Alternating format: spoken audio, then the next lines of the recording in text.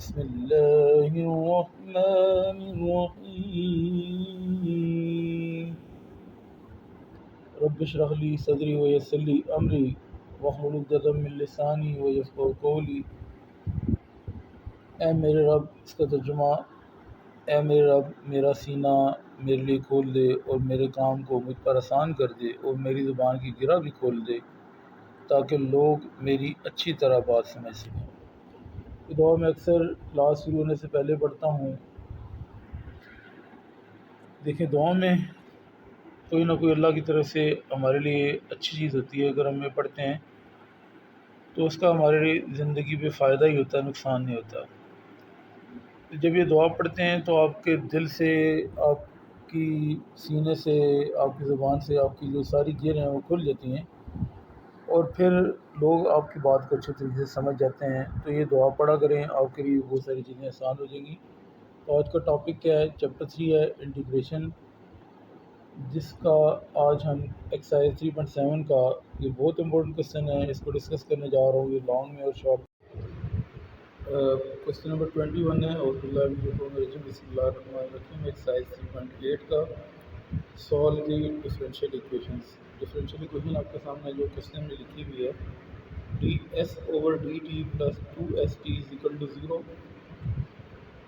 Differential equation क्या होती है पहले भी लेक्चर्स में बता चुका हूँ। इसमें डेरिवेटिव आ जाए, जैसे D S by D T, वहाँ पर डेरिवेटिव मौजूद है, या डिफरेंशियल आ जाए। डेरिवेटिव या डिफरेंशियल जिस इक्वेशन में है उसको डिफरेंशियल इक्वेशन बोलते हैं। तो इसको सॉल्व करना है। सॉल्व करने का मतलब इसमें दो वेरिएबल्स हैं, एस और टी। तो उस फॉर्म में, दो वेरिएबल्स की फॉर्म में हमने इसको सॉल्व करना है। Also find the particular solution. जब इंटीग्रेशन सॉल्व करते हैं हमारे पास कॉन्स्टेंट ऑफ इंटीग्रेशन आता है, ठीक है, तो वो होता है हमारा जनरल सोल्यूशन। अगर हमारे पास जो वेरिएबल्स हैं उनकी वैल्यू गिवन हो, जैसे एस और टी वैल्यू है, दो वेरिएबल्स हैं उनकी वैल्यू गिवन है, तो जनरल सोल्यूशन हमारे पास जब आ जाता है तो इन दो वैल्यूज़ को पुट करके हम कॉन्स्टेंट ऑफ इंटीग्रेशन फाइंड कर लेते हैं। वैसे में कॉन्स्टेंट ऑफ इंटीग्रेशन का पता नहीं होता कि वो एग्जैक्ट कॉन्स्टेंट क्या है, तो इसलिए सी कॉन्स्टेंट ऑफ इंटीग्रेशन ऐड करते हैं। एक एरर हो सकता है, ठीक है, कोई कॉन्स्टेंट हो सकता है। तो अगर हमारे पास वेरिएबल्स की वैल्यू स्पेसिफिक गिवन हो तो हम उस कॉन्स्टेंट ऑफ इंटीग्रेशन को हम ऐड कर सकते हैं। तो हमारा सोल्यूशन क्या होता है? पर्टिकुलर सोल्यूशन होता है। तो अब चलते हैं टॉपिक की तरफ। क्वेश्चन क्या है? D s over d t plus 2st is equal to 0 था। ये क्वेश्चन को हमने रीराइट कर लिया। अब इसको सॉल्व करते हैं। हमने एक तरफ डेरिवेटिव लिखना होता है और बाकी जो वैल्यूज़ होती हैं वो दूसरी साइड पे लिखते हैं। 2st लेफ्ट हैंड साइड से राइट हैंड साइड पे आके नेगेटिव हो जाएगा। अब वेरिएबल्स को हमने सेपरेट करना है। जहाँ पे डी एस है वहाँ पे एस होना चाहिए, जहाँ पे डी टी है वहाँ पे टी होना चाहिए। और डी एस और डी टी न्यूमरेटर में होना चाहिए। डी टी यहाँ पे डिवाइड हो रहा था तो ये टी के साथ आके क्या हो गया, मल्टीप्लाई, साथ माइनस टू भी मौजूद है।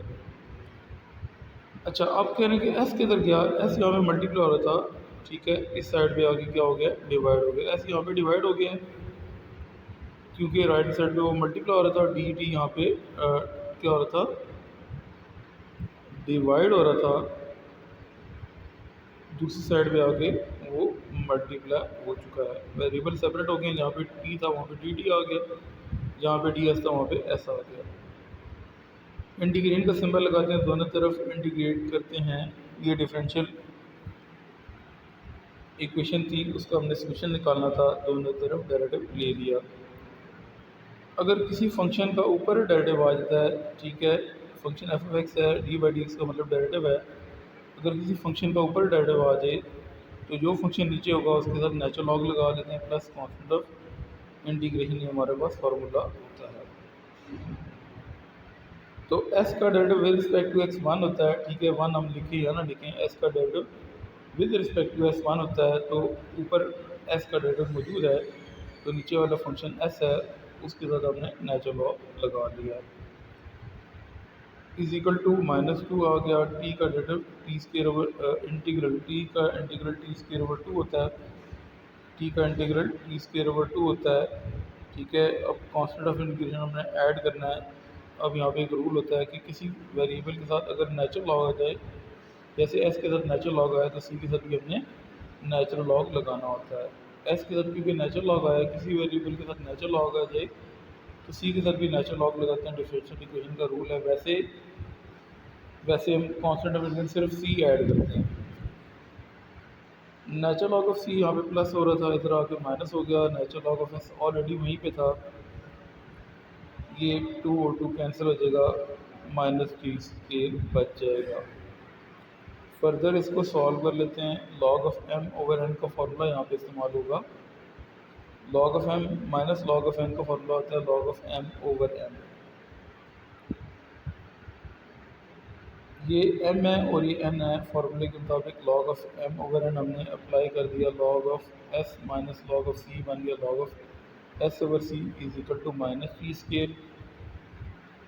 लॉग को जब हम दूसरी साइड में मूव कराते हैं तो वो इस तरफ आके ई हो जाता है, और इस तरफ जो भी नंबर होता है या वैल्यू होती है वो ई की पावर बन जाती है।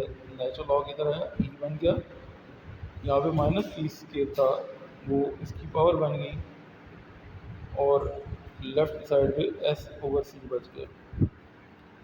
सी तरह के ई पावर माइनस टी स्केल से मल्टीप्लाई हो गया, एस की वैल्यू आपके पास आ चुकी है।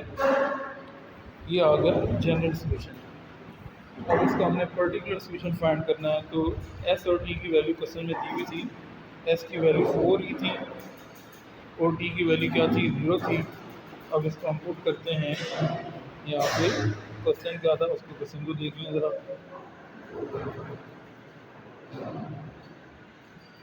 एस था, एस की वैल्यू 4 ही आ गया,